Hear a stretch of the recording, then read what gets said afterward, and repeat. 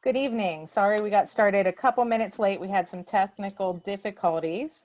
I'm Jennifer Keeler, Executive Director of PVMA. Thank you for joining us tonight for Human Resources Update for Veterinary Practices. The COVID-19 pandemic has caused major and rapid changes in the way that veterinary practices do business.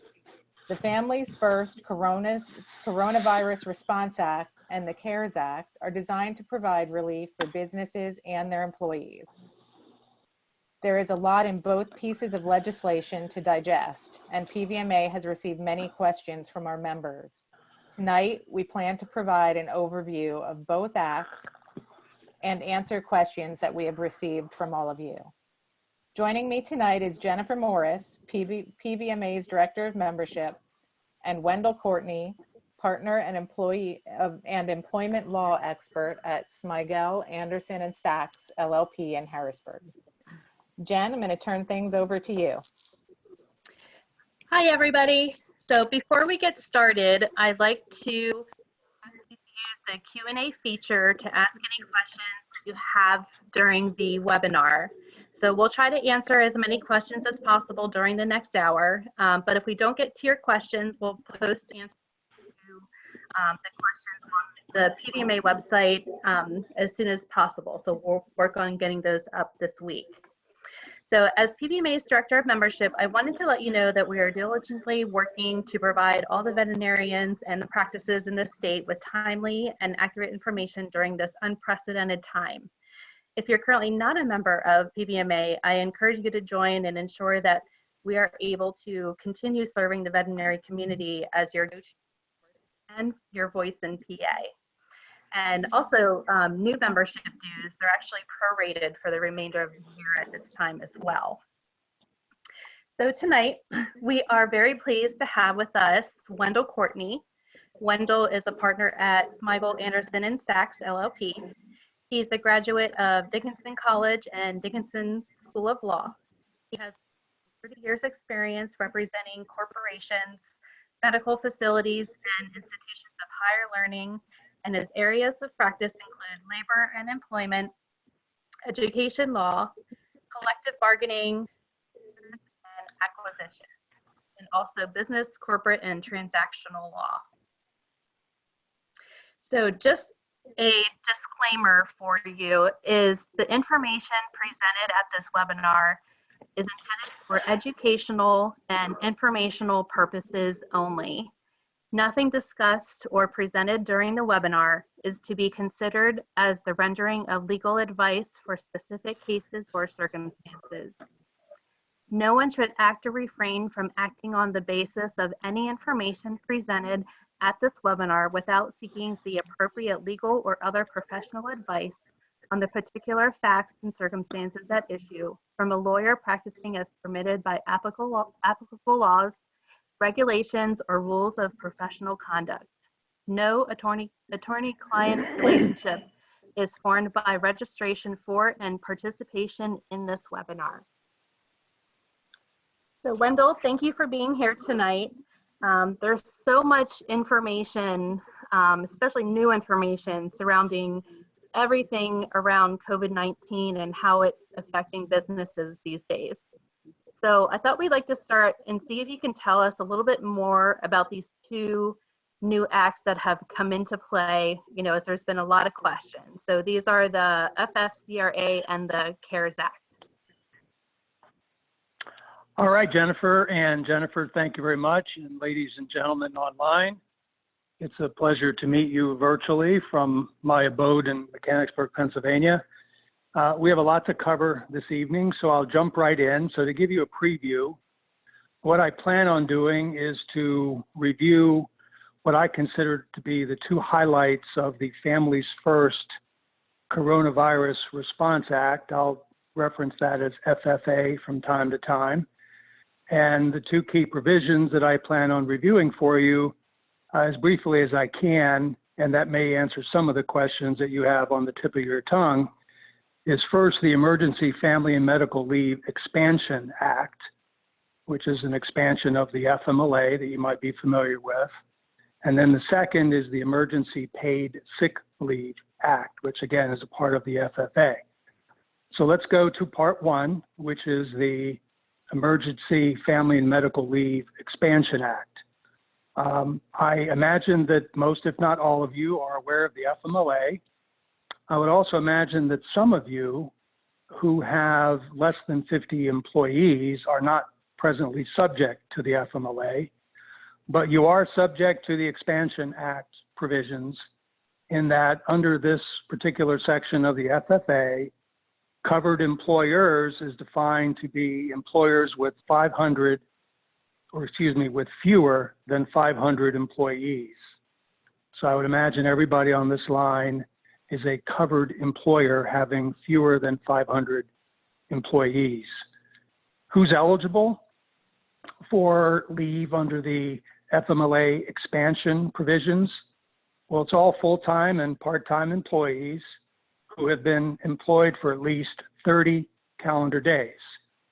That's substantially different from the regular FMLA provisions, where to be considered as an employee that's eligible, you have to be employed for a year and work 1,200 plus hours and so forth. So as you can see already, and as I'm sure you're aware, the intent of the Expansion Act is to cover as many employees as is possible. So covered employers, if you have 500, less than 500 employees, eligible employees, all full and part-timers who've been employed for at least 30 days.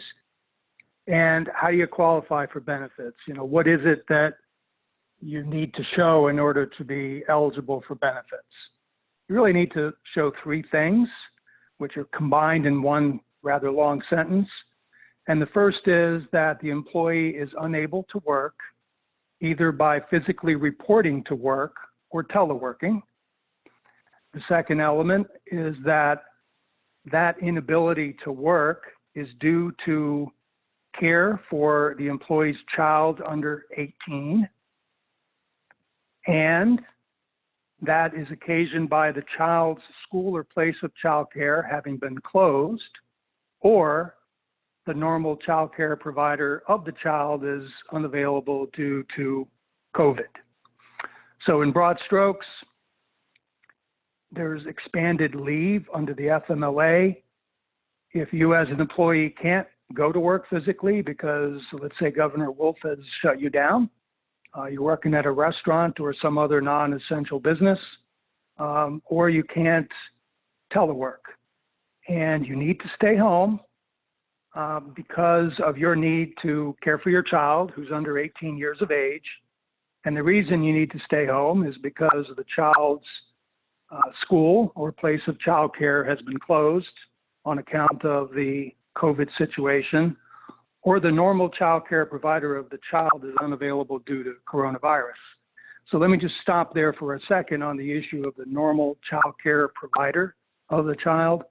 It doesn't necessarily have to be a child care employed individual in the strict sense. It can be a grandmother of the child. It could be an aunt or uncle of the child who normally takes care of the child, but because he or she is unavailable due to COVID, that would meet the disjunctive component of eligibility, which is the child's school or place of business has been closed, or the normal child care provider of the child is unavailable due to COVID.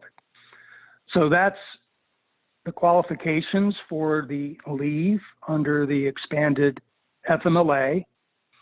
And those expanded provisions are applicable to leave that's taken between April 1st of this year and December 31st of this year. So unlike the regular FMLA, which continues in existence indefinitely, this expansion provision with respect to taking care of the child under 18 because child care is closed or school care is closed has a sunset, meaning this leave entitlement ends at the end of December of this year. And the intent there is that, you know, there's optimism, hopefully, that all of this will be over, hopefully much sooner than December, but the legislature decided that that's a good date to have these benefits continue until the end of December. So what type of leave is an individual entitled to if they meet the qualification for the leave benefits? Well, they're entitled to the first 10 days of leave, which are unpaid. And I'll come back to that in a moment, so put unpaid in quotes.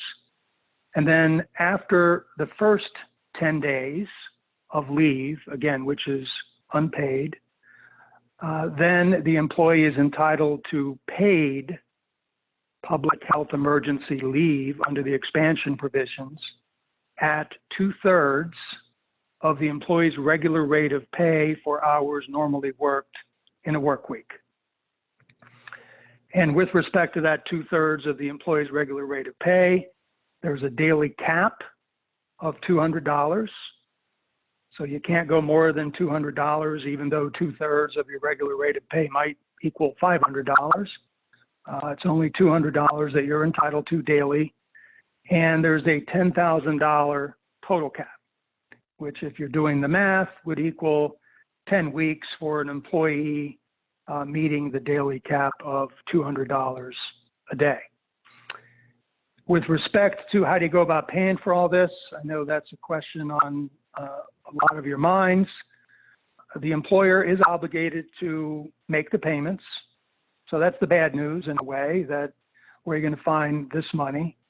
But the good news is that the legislation provides for a payroll tax credit to the employer for the full amount of all paid leave granted to employees under the expanded FMLA provisions.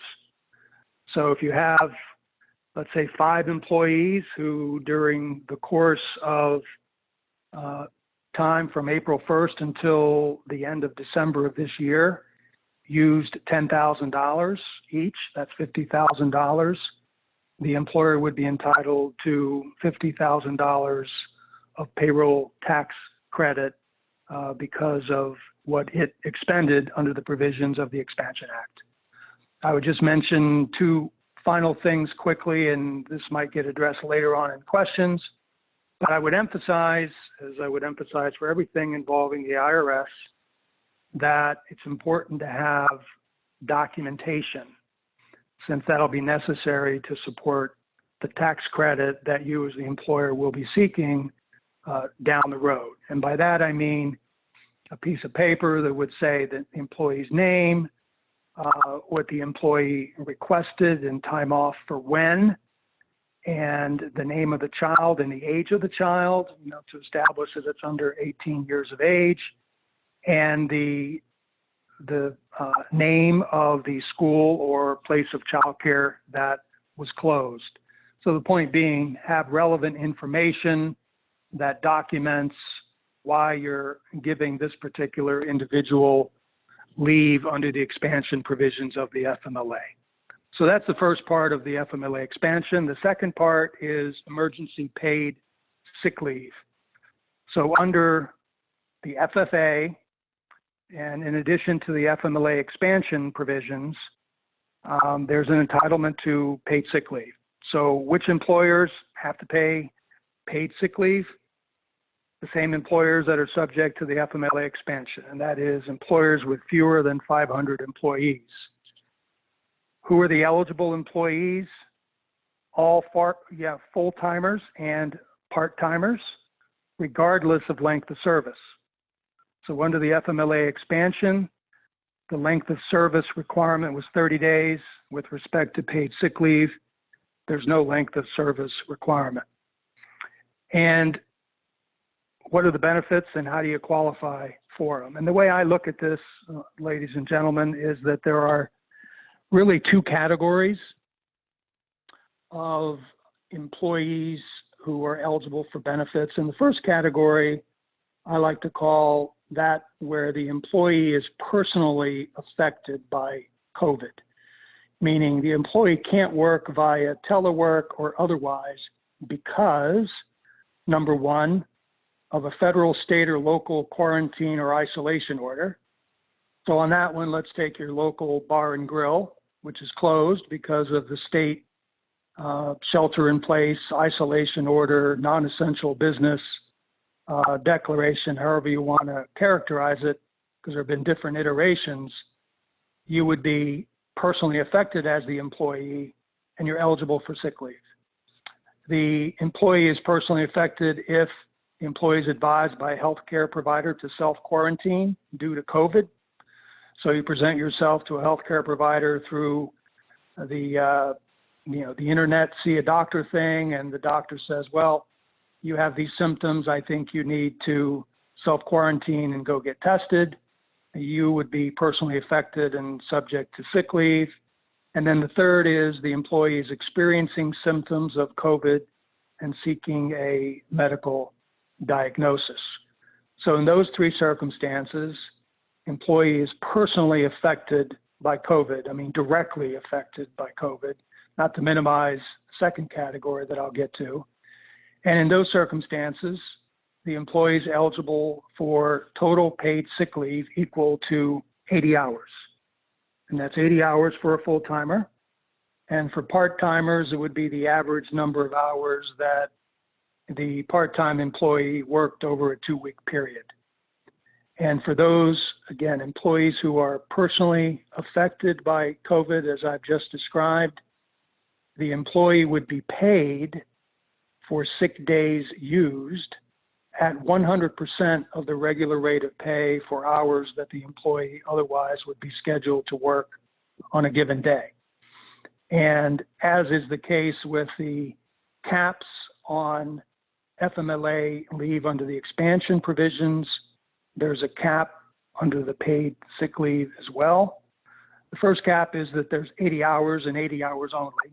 So that's a cap by definition. And then the dollar amount caps are $511 daily and $5,110 total. And how do you get to those numbers? I don't know how really they got to the 511, but they get to the 5110 number by taking 10 days or 80 hours at 511 equals 5,110. So first category, employees personally affected by COVID because they can't go to work due to gubernatorial order. They're told by a healthcare provider to self-quarantine. They have the sickness and they're seeking a medical diagnosis. 100% rate of pay, daily cap 511, total cap 5,110. Second category of qualification for paid sick leave benefits is the employee is caring for someone who is personally affected by COVID. So you're taking care of your mother who is subject to a quarantine or isolation order. You're taking care of your mother who has been advised by a healthcare provider to self-quarantine. You're helping take care of your mother because she's experiencing COVID symptoms and is seeking medical diagnosis. You're also part of the second category, as I describe it, if you are caring for your child under 18, if the child's school or place of childcare has been closed or the normal childcare provider of the child is unavailable due to COVID. Now that probably sounds familiar because that's the leave entitlement under the FMLA expansion provisions.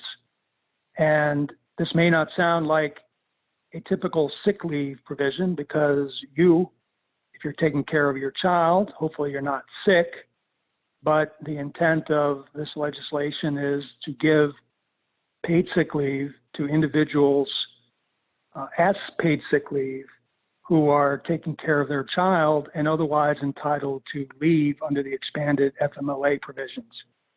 And when I mentioned to you a few minutes ago about the leave entitlement under the FMLA expansion provisions being unpaid for the first 10 days, you as the employee under the provision I just talked about, where there's a second category of qualification for paid sick leave benefits, could use your paid sick leave for the first 10 days where you need to care for your child since their child care is closed, etc., which would then give you pay under the FMLA provisions. And then after you've used up your sick leave pay, you could then move to the FMLA pay of 2/3 of your regular rate after you've gone through that first unpaid 10 days. If that's confusing, I'll come back to that. Or the final category, or the second category of qualification for sick leave benefits, is that you're an employee who's experiencing any other substantially similar condition as specified by the United States Department of Health and Human Services. Well, I hope to God there's never any other substantially similar condition to what we're dealing with right now. But nevertheless, the statute does provide that you're entitled to paid sick leave if something else comes along that's like COVID. And under the second category of qualification for paid sick leave benefits, the total paid sick leave is still 80 hours, as it was in the circumstance where an employee is personally affected by COVID. And in this circumstance, unlike where the employee gets 100% of their regular rate of pay if they're personally affected by COVID, in this circumstance, the second category, the employee is paid at 2/3 of their regular rate of pay for the hours that that employee otherwise would be scheduled to work on a given day. And there's a cap again, as there is for the first category of paid sick leave. And in this category, it's a $200 daily cap and a $2,000 total cap. So those are the caps with respect to sick leave under the Emergency Paid Sick Leave Act. And again, not a pleasant surprise that you have additional financial obligations to those you already have, because the employer does have to make payment for sick leave, as well as the expanded FMLA provisions. But again, the employer has a payroll tax credit for the full amount of paid sick leave that's granted to employees. Once again, the importance of documentation, since you're going to need that to support the tax credit. So that takes care of the FFA, and then very briefly, the CARES Act. And that's a acronym for the Coronavirus Aid, Relief, and Economic Security Act. Two key aspects that I wish to review with you briefly here. And the first is the Pandemic Unemployment Assistance Provisions, which is a supplement to the Pennsylvania Unemployment Compensation Provisions. And basically, the federal law provides expanded unemployment comp benefits in addition to what Pennsylvania state law provides.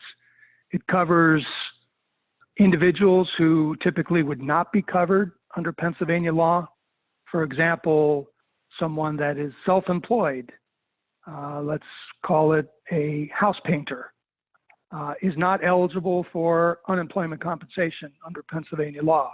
However, under the federal pandemic unemployment assistance provisions, that independent contractor who's self-employed would be eligible for unemployment compensation benefits. And there's a number of different categories of individuals that are eligible. One other distinction that I would point out to you is that under Pennsylvania law, if you're sick and you're unable to work, that's a sad thing, but you're not eligible for unemployment compensation, because one of the elements of entitlement or eligibility to unemployment compensation is that you are able and available to work. Whereas under the pandemic unemployment assistance provisions, you qualify for unemployment compensation under the federal provisions if you're unable to work, for example, because you have COVID, or you're providing care for a family member who has COVID. So it'll be interesting to see how state law harmonizes with federal law on this particular point. I've yet to see the new applications for unemployment compensation and whether they follow all of the federal law provisions that give you entitlement to additional benefits under federal law. But let's assume you're entitled to unemployment compensation benefits under federal law. It's a pretty substantial benefit. It's $600 per week additional UC benefit in addition to what the employee is otherwise entitled to under Pennsylvania law. So let's take a restaurant employee who's been out of work because it's non-essential business and shelter-in-place order and all that stuff. That person has applied for, presumably, and is receiving unemployment compensation under Pennsylvania law because that individual became unemployed through no fault of his or her own, and they're able and available to work and so forth. So they're getting benefits now. Under this federal legislation, in addition to what they're getting presently, they'll be getting an additional $600 per week benefit. And that flat amount of payment is available through July 31st of this year. So as there was with the FMLA provision, which sunsets at the end of 2020, the unemployment comp kicker of $600 sunsets at the end of July of this year. Two other things that the federal law provides in conjunction with state law is that the typical 26 weeks of entitlement to UC benefits under Pennsylvania law has been increased to 39 weeks. And again, that increased period of entitlement to benefits sunsets or ends on December 31st of this year. And then finally, on unemployment comp, there's typically, if you become unemployed and you apply for comp, a 1 week waiting period before you are, entitled to get benefits. So the first week of unemployment is on you as an employee, but then you get the benefits starting in week 2 and thereafter. Under this legislation, there's a temporary elimination of the 1 week waiting period for unemployment compensation benefits. So there's a significant benefit, is what I would say in summary, under the CARES Act as relates to unemployment compensation related to the pandemic. And then finally, and I hope that all of you have heard of this, and that is the CARES Act loans under the Payroll Protection Program, the PPP. Key point that I'll make for you, if you haven't already applied for this, you really should apply. In my view, there was absolutely no reason for any employer that is eligible to apply to not apply. And the loans that are available under this program, it's an SBA loan, Small Business Administration loan. And the loans are available for an amount equal to 2.5 times your average monthly payroll as it existed during the good old days in 2019. So you calculate, if you have $10,000 a month average payroll, then the maximum amount of loan that you would be eligible for would be $25,000 according to my math. The present loan cap is $10 million. Loans are available on a first-come, first-served basis until the $349 billion in available funds has been expended. Projections are that that will get expended pretty quickly. So again, emphasis on apply now if you haven't applied already. And then with respect to the money that you get, the loan principal, as well as the interest on the loan, and the interest rate presently is 1%, is forgivable up to 100% of the loan amount and interest, assuming you spend the money correctly.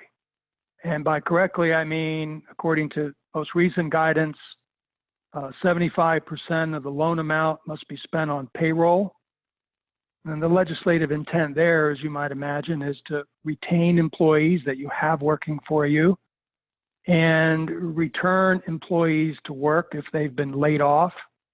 And if they're laid off and not, making any money, to put them back on the payroll, even though they may not be performing any duties for you. So those type of expenditures of payroll from the loan, if you get it up to at least 75% of the loan amount, you're going to be eligible for forgiveness of the entire loan, 100% plus interest if you do that. And then the balance of 25% can be spent on such things as mortgage interest, but not principal, rent, utilities, and so forth. So again, in summary, under the Payroll Protection Program under the CARES Act, apply for the loan if you haven't. And if you spend the money correctly on payroll, which is the intent of the loans in the first place, the loan will be forgiven 100%. Jennifer, I turn it back to you.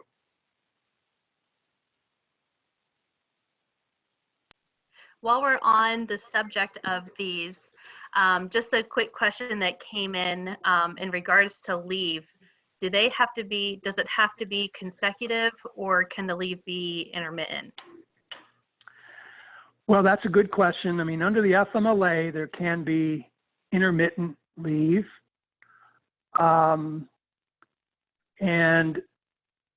I believe that under the FMLA expansion provisions, it could be intermittent in this context. Mother takes care of child at home on Monday, Wednesday, Friday. So she needs leave for those days. And father takes care of child on Tuesday, Thursday, and he, needs leave for those days. So to that extent, intermittent leave, I believe, is something that would be required of an employer in that type of incremental circumstance, as between caregivers who have different days and so forth that they're available to take care of the child. Okay. So with the sick leave also, the sick leave pay still count if the employee is out sick due to COVID symptoms, but then their test comes up negative for COVID-19?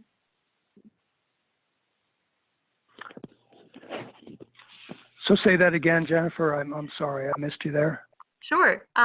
So does sick leave pay still count if an employee is out sick due to having COVID symptoms, but then it comes back negative for COVID-19 from their actual test? Yes, the answer is yes, because there's really two subcategories of that one category I mentioned where the employee is personally affected by COVID, and that is employees advised by a healthcare provider to self-quarantine due to COVID. So you have COVID, and I'm telling you, you should self-quarantine, or employee has the difficulty breathing, has a fever, has a dry cough, the symptoms of COVID, and is seeking a medical diagnosis. So those are circumstances where employee is allowed to use sick leave, and there's no condition on that entitlement with regard to employee testing positive for the test.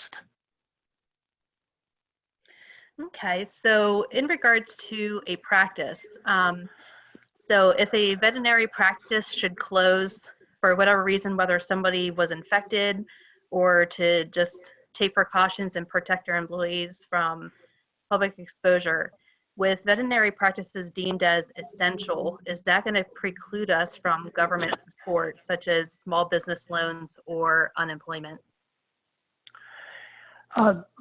Short answer is no. That's not going to change anything.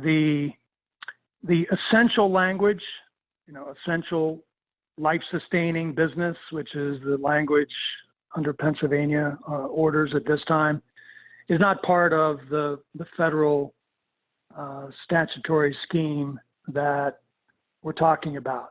So you need to look at what the FFA provides in terms of benefits. So whether you are an essential employer or a non-essential employer, you as the employer who has less than 500 employees is subject to the FMLA provisions as well as the sick leave provisions. And again, regardless of whether you're deemed to be an essential employer who can continue operations like a hospital or veterinary practice for that matter, versus a local bar and grill that is shut down. So what you would, again, then take a look at in terms of benefits as well as obligations is what is an employee requesting from you as the employer? Is the employee saying, look, I really can't come to work because my kid's child care place is closed? Well, ding, ding, that means you're looking at the expansion provisions of the FMLA. First 10 days unpaid, the balance paid at 2/3. You can use your sick day provisions under the second part of the FFA to cover the first 10 days of unpaid FMLA leave. You might have a circumstance where employee says, look, I can't come to work because Governor Wolf said I can't come to work. I've been advised by Dr. John that I have COVID and I need to self-quarantine. Or an employee says, look, I'm really feeling poorly. I'm going to go see a doctor. In those three circumstances, that employee has an entitlement to use sick leave. Part of that 80 hours of sick leave that I mentioned employees as a full-timer have an entitlement to, and part-timers would be the average number of hours that the employee works over a 2-week period. And again, that's paid at 100% of their regular rate of pay. And then let's say you have an employee who comes to you and says, hey, look, I'm taking care of my grandmother who's got COVID. I'm taking care of my grandmother who is subject to an isolation order and she can't go outside. She's subject to self-quarantine. In those circumstances, even though you as the employee are not sick, as I had mentioned previously, the employee in that circumstance is not personally affected other than they're caring for someone that's very dear to them. They're also entitled to sick leave, and then that's paid at 2/3 of their regular rate of pay. And I would just reiterate that under the second category of sick leave, you're also entitled to it if the employee is caring for the employee's child under 18, if the child's school or place of child care is closed or the normal child care provider is not available. So with any employee that comes to you and says, okay, here are my circumstances, the way I'm looking at those circumstances is that I analyze them under the FMLA provisions first. And that's pretty easy to get by, because if the employee is saying anything other than I need time off because my child care place is closed, then you're not really looking at the FMLA provisions, because that's all they cover. Anything else that the employee says about why I can't work, et cetera, should be analyzed under the 6 different categories of entitlement to sick leave under the Sick Leave Act. And I would point out to you, and I know we didn't have a chance to do handouts and that kind of thing, but there is a 1-page document that's put out by the Wage and Hour Division of the United States Department of Labor. And the heading is employee rights, and then beneath that it says paid sick leave and expanded family and medical leave under the Families First Coronavirus Response Act. So if you Google that, you'll come up with this one-page document that is a very helpful summary of what I've been talking about as it relates to FMLA expansion and the sick leave provisions. Okay, yeah, because we'll have some handouts as well as post some different documents as well as links and also Q&A on the PVMA website as well this week. So with that, we've gotten a lot of questions in, handling employee pay when they're absent. So especially around company provided, sick days and PTO. So a veterinary practice that offers a very generous PTO and sick leave policy, are they going to be required to pay the employees for leave related to the COVID-19 and also for vacation and sick leave later in the year? Well, let me put it this way. The generous vacation, sick leave, PTO policies that you have, they're all well and good, but the paid leave entitlement under the FMLA expansion, as well as the paid sick leave entitlement, both under the FFA, are in addition to the benefits that an employer typically has in its roster of benefits. Again, the intent, the congressional intent, is that a lot of people are hurting, number one, because they can't work because their child doesn't have childcare. That's the FMLA expansion. They can't work because they're sick. They're taking care of someone that's sick. They've been told to quarantine, and those are paid sick leave provisions. And the paid sick leave under FFA is not the same as your typical sick leave under an employer sick leave policy. Typically that policy is, hey, I was throwing up all night. I can't come into work because I have something. I have a stomach bug or whatever. The sick leave provisions under the FFA, as I've described them, are much broader, and they're related to COVID. So if, for example, you wake up sick in the morning and you have a not a respiratory illness, but a digestive illness, intestinal tract illness is what I was searching for. You're not entitled to paid sick leave under the federal law provisions.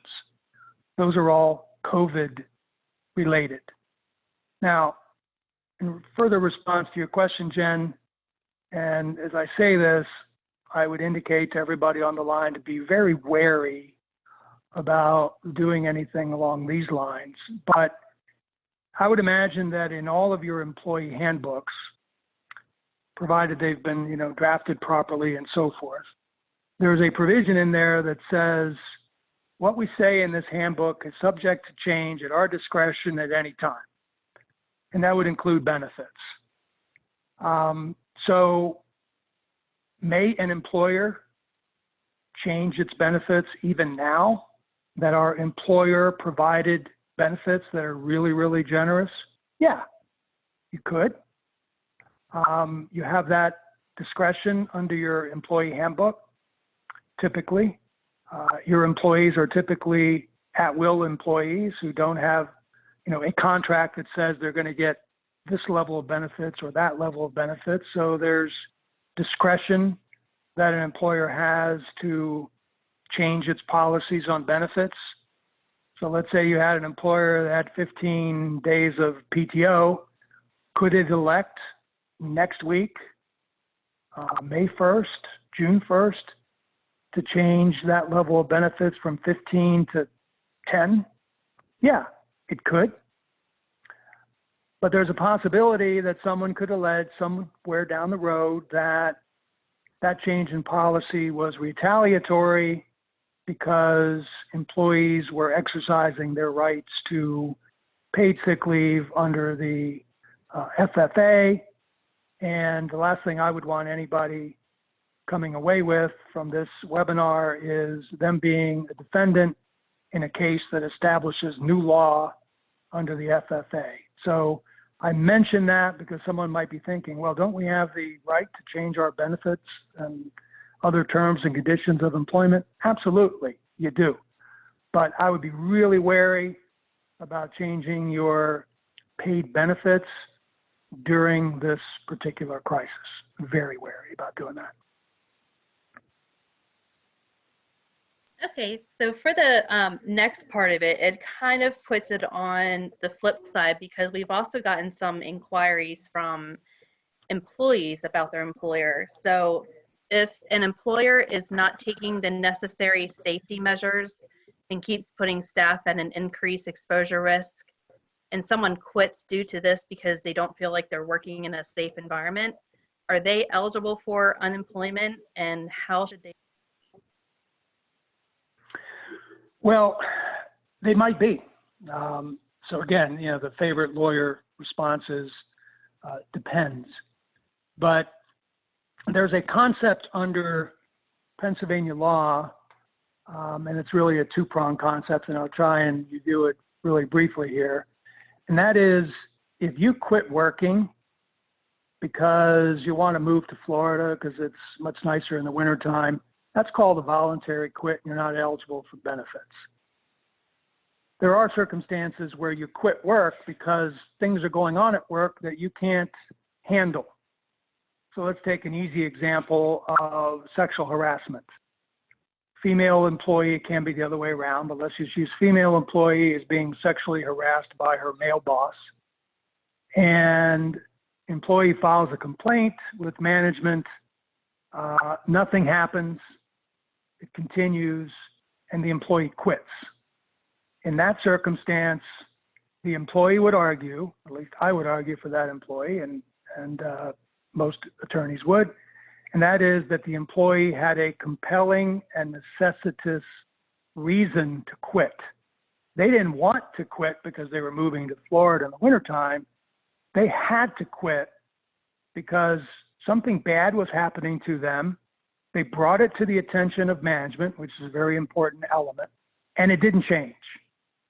So in your example, Jennifer, if you have an employer that is just totally and assuming they can stay open, number one, that they don't, clean anything, they don't have any type of Purell anywhere. They call meetings at the drop of a switch, and there's, 15 employees in a small room all talking about why they didn't make the widget properly in the third shift the night before, that kind of stuff. And the employee feels, as he or she legitimately should feel, uneasy about lack of social distancing and other precautions, which I would argue the employer has an obligation under OSHA, the Occupational Safety and Health Act, to take proper precautions to maintain a safe and healthy workplace. In that circumstance, things are going on. Hey, look, I'm not happy about how you're handling this lack of social distancing, Mr. Employer, and things don't change and the employee quits.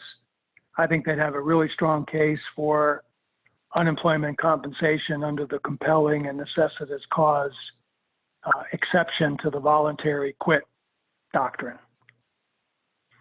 And then what they should do if they quit is they should file for unemployment compensation. And then in the form they have to fill out where it says, why was your employment ended? Where it says quit, you would say quit for compelling and necessitous cause. And then the facts will bear out, why you thought it necessary to quit.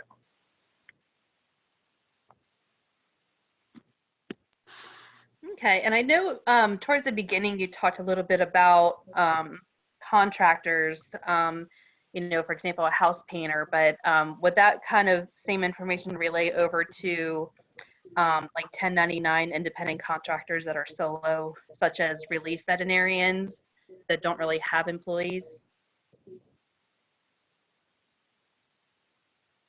Okay, pardon me, Jennifer, could you ask me that question again? Sure. Earlier on, we talked about unemployment for independent contractors. You mentioned like a house painter, but taking that over to veterinarians, what about 1099 independent contractors, such as relief veterinarians, where they're low and don't have employees?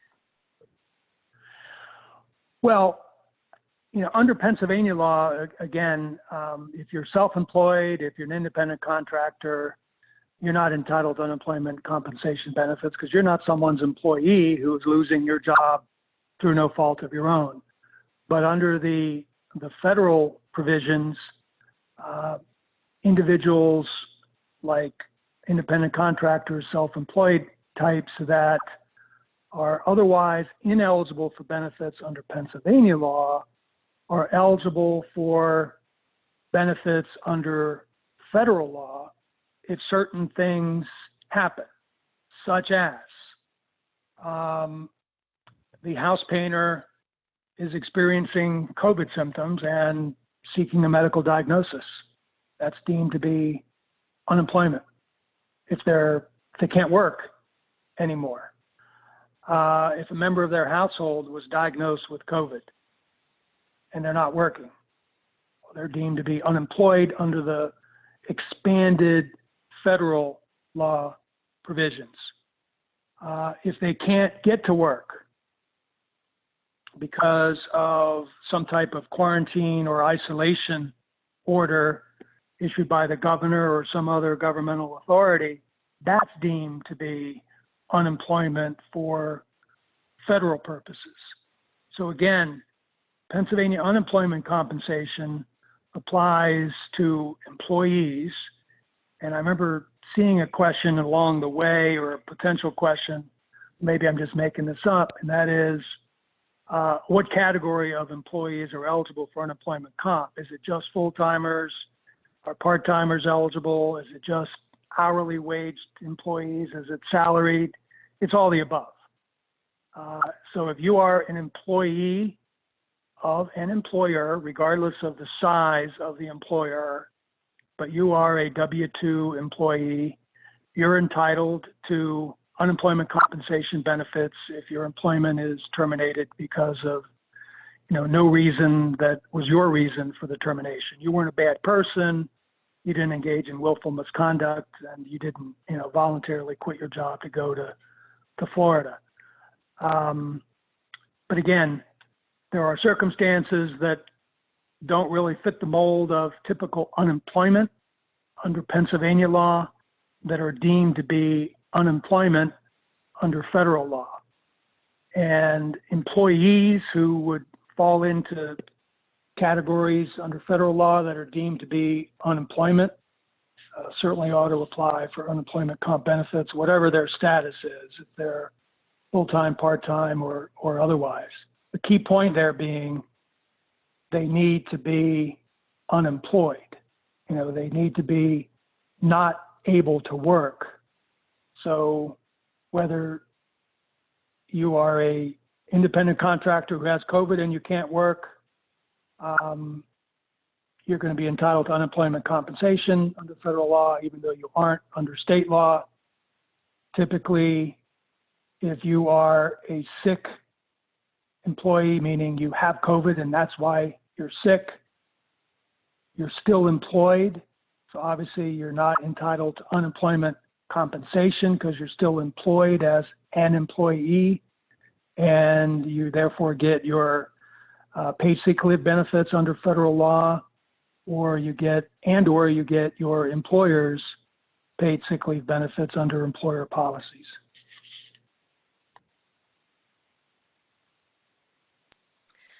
Okay, we're going to go a couple more minutes and we'll finish up here. But one of the remaining things is we've gotten several different inquiries and questions about how to handle different situations with staff.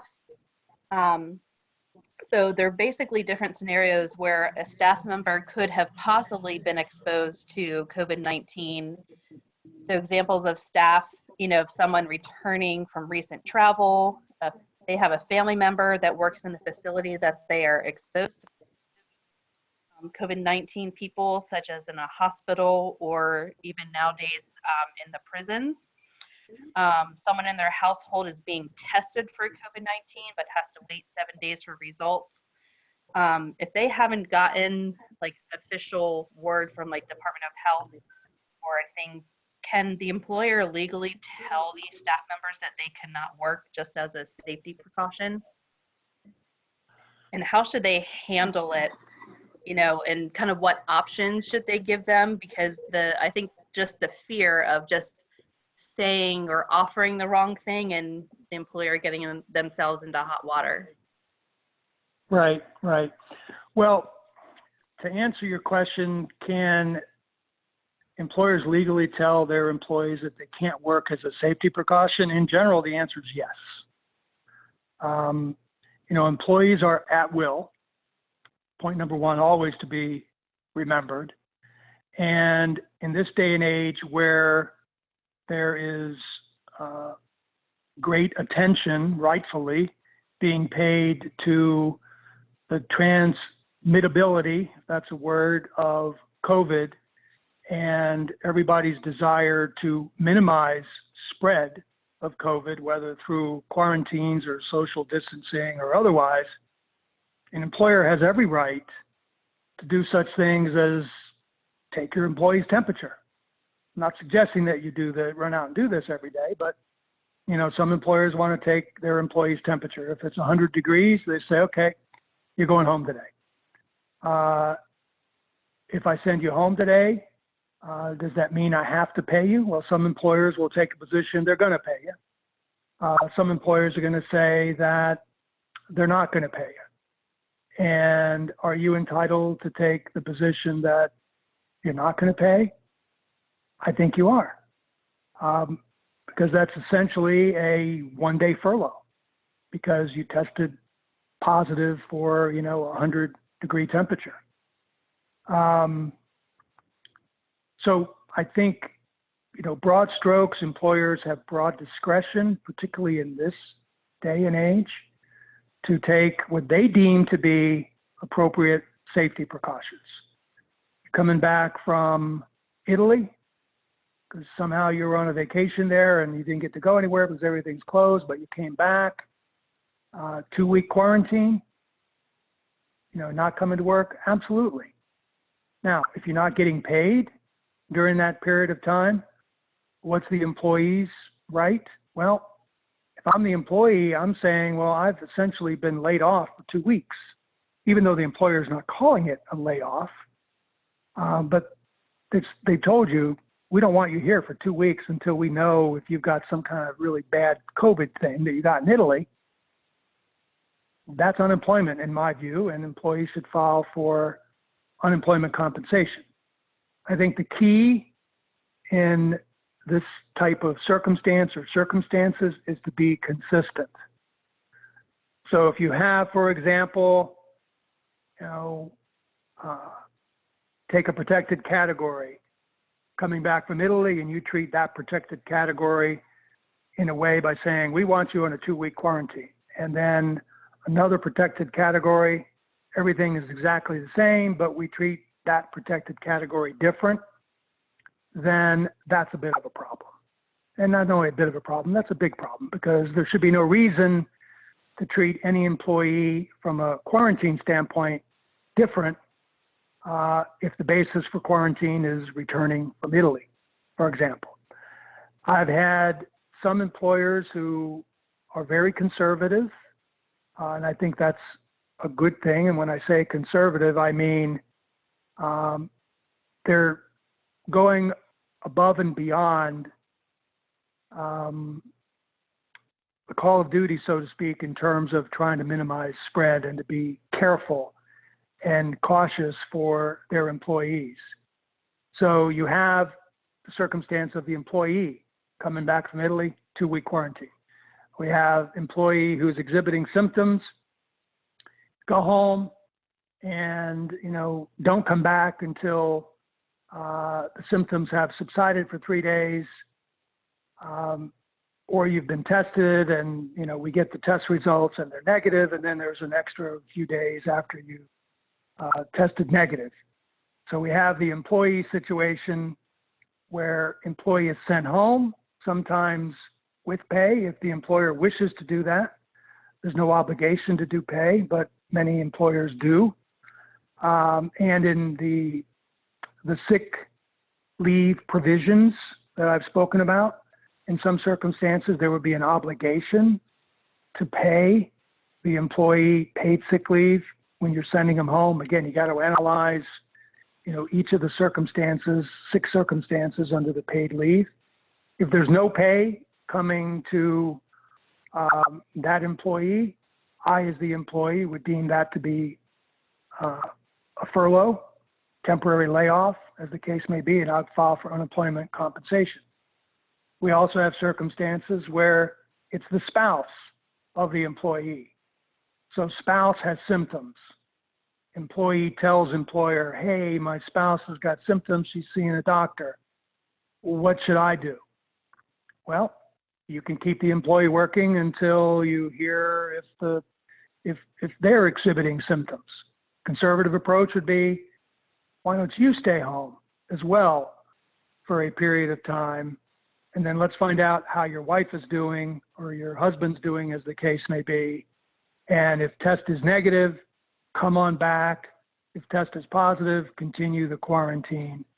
And you might get paid if falls under the paid sick leave provisions, or you might not be getting paid because the employer doesn't have any policy that would provide for that, and then you can file for unemployment compensation. So I think employers have broad discretion in terms of how they want to handle employee situations like I've described, but I would urge that you handle them with an eye toward the buzzword of minimizing spread to the maximum extent possible, while keeping in mind that you do have a business to run and you don't have unlimited resources. So I would leave it at that. Okay, thank you, Wendell. We went a few minutes over, but we started a little late, so we thought it was important to finish up the questions we received in advance. We did receive questions through our Q&A and chat functions, and we will be posting the answers to those as soon as possible on our website. Thank you again for joining us tonight, and we will also be posting a recording of this webinar on the pavma.org website. You'll find a vast number of resources there for practicing veterinary medicine during this time of COVID-19. We encourage you to check back often as we are constantly adding updates. Thank you all for joining us tonight, and have a good night.